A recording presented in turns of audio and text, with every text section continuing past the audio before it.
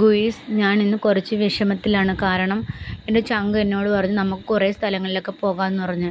എന്നിട്ടിപ്പോൾ നമ്മൾ ഹോസ്പിറ്റലിലാണ്. കൊട്ടിയം പേരയത്ത് അൽഷിഫ ഹോസ്പിറ്റലാണ്. ഇവിടുത്തെ മെയിൻ ഡോക്ടർ നിയാസ് ബാബു ഡോക്ടറാണ്. നല്ല ഡോക്ടറാണെന്ന് എല്ലാവരും പറയുന്നത് കേട്ടോ. അപ്പോൾ എൻ്റെ ചങ്ക് ഇന്നലെ കാവടി തുള്ളി പോയ പോക്ക് കണ്ടപ്പോഴേ എനിക്ക് തോന്നിയത് എന്തോ വശപ്പശ കൊണ്ടെന്ന്. ഒരിടത്തും പോകാനും പറ്റിയില്ല. വണ്ടീൻ്റെ പുറകേന്ന് എന്തൊക്കെയോ പിച്ചും പെയ്യും പറയുന്നത് കേട്ടു. ഞാനൊന്നും മൈൻഡ് ചെയ്യാൻ പോയില്ല. കണ്ട വെട്ടിയിട്ട വാഴത്തണ്ട് പോലെ കിടക്കണ കിടപ്പ് കണ്ട. ഇന്നലെ കാവടി തുള്ളി പോയ പോക്കാ. ഞാൻ വിഷമിച്ചിരിക്കുകയാണ് എന്നോട്. അപ്പോൾ എന്നോട് പറഞ്ഞു വീഡിയോ എടുക്കട്ടെ, നമുക്ക് വ്ളോഗ് ചെയ്യാമെന്ന്.